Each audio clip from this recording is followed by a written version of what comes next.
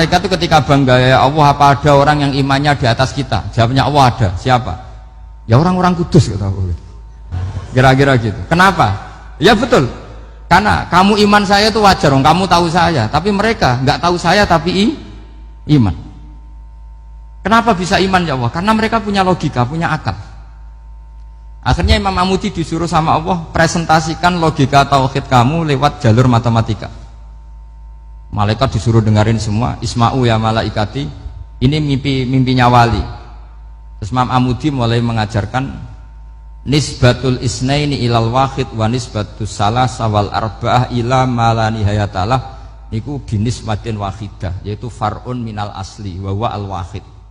Mbok angka sebanyak apapun 2, 3, 4 sampai 1 miliar itu nisbatnya ke angka 1 adalah nisbatul far'i ilal asli. Semuanya berasal dari satu. Maka hadhil awalim atau hadal alam ila ma la nihayatalahu, tetap semuanya ini cabang dari satu, yaitu wujud dari satu, yaitu Allah Subhanahu wa ta'ala.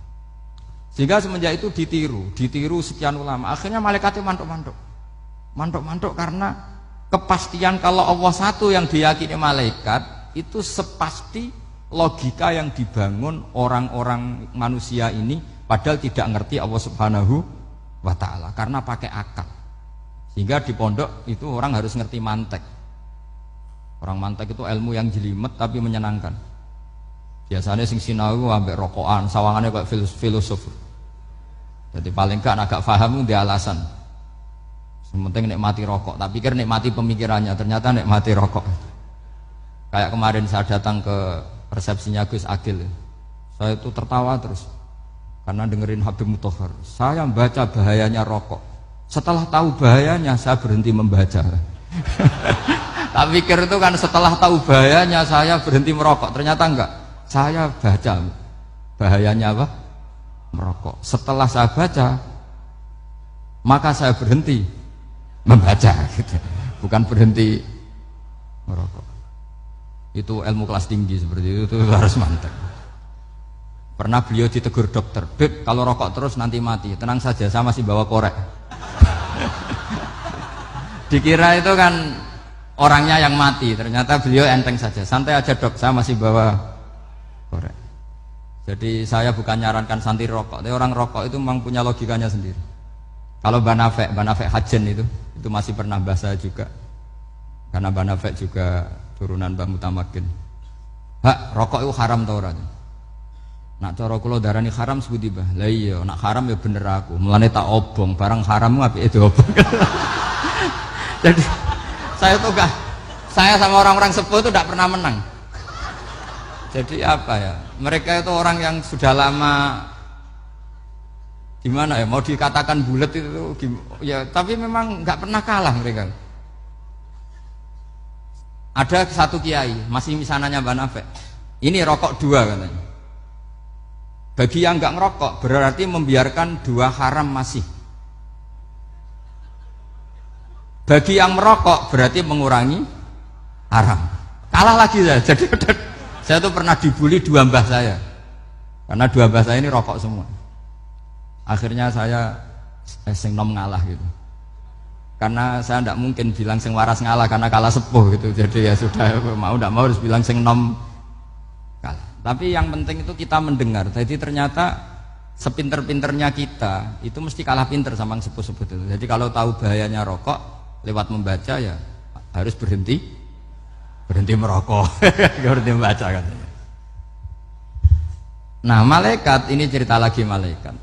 Saya memang dari awal niat hormat Raden Asnawi karena buyut-buyut beliau itu ketemu di buyut saya. Saya ini turunan Mbak Asnawi sepuh. Terus cuma buyut saya itu nikah Lasem, terus saya keceluk cucunya keluarga Lasem. Sebenarnya saya juga cucu Kudus. Tapi terus alhamdulillah sekarang kembali karena buyut saya menyuruh saya ngajar di Damaran, terus sampai sekarang saya ngajar di Damaran. Tapi buyut saya itu masih lahir di Damaran. Namanya Mbak Hafsah, itu Hamsah binti Maksum bin Soleh bin Asnawi sepuh. Sama seperti nasab di sini Raden Asnawi, Mbak Abdul Husnan, terus Nyai Ayu Sofiyah, terus Mbak Raden Asnawi. Saya mau cerita, jadi ilmu itu lebih keren kita. Sehingga Rasulullah SAW pernah ngendikan, saya ini rindu sekali li ikhwani, kata Nabi itu ikhwani. Kata sahabat bilang, alasna ikhwanaka ya Rasulullah, bukankah kita ini saudara kamu, saudara engkau ya Rasulullah? Tidak, antum ashabi, kamu itu sahabat saya. Siapa teman-teman kamu itu ya Rasulullah? Yaitu kaumun yang tidak melihat saya kemudian iman kepada saya. Jadi mereka seperti kita semua di Kudus ini tidak melihat Rasulullah SAW, tapi iman sama Nabi. Dan ketika malaikat yubahi bikum malaika, Allah bangga dengan malaikatnya, membanggakan kita. Sampai malaikat tuh sentimen, kok bisa ya Allah? Ya karena tadi, kamu iman sama saya wajar, karena kamu melihat surga, melihat neraka, melihat aras. Sementara orang Kudus coba melihat apa? Paling simpang 5, apa simpang 7 itu. Tapi imannya gak kalah dengan malaikat. Kenapa gak kalah? Karena tadi kita diajarkan bahwa nisbatul isnaini wassalasah wal arba'ah ila ma la nihayatalaha itu sama-sama nisbatul far'i ilal asli. Tetap yang asli adalah angka 1. Jadi nggak mungkin aslu hadhil asya nggak dari Allah itu, nggak mungkin. Tetap dari zat yang satu. Kemudian tentu ini bukan nisbatul walad ilal walid, anak ke bapak tentu enggak, tapi nisbatul khaliq sama makhluk. Tapi apapun itu pasti satu. Sehingga Imam Amudi akhirnya masuk surga lewat jalur itu, tidak usah lewat pertanyaan man rabbuka wa man nuka. Kelasnya disuruh ngajar malaikat. Saya punya rencana jadi pengajar malaikat nanti itu kan. Jadi orang-orang Kudus yang dapat barokahnya Raden Asnawi nanti jangan mau kalau ditanya man rabbuka wa man nuka. Kelasnya itu harus apa? Jadi gurunya malaikat. Karena bapak kita Nabi Adam itu keren. Nabi Adam itu adalah orang yang disuruh Allah dipresentasikan, dibanggakan Allah di depan para malaikat. Ketika ada malaikat yang agak hasut, tapi itu tidak malaikat papan atas, malaikat yang kebanyakan. Itu kan agak gak terima Nabi Adam jadi apa? Khalifah. Sampai malaikat ini usul ataj'alu fiha mayufsidu fiha wasfikut.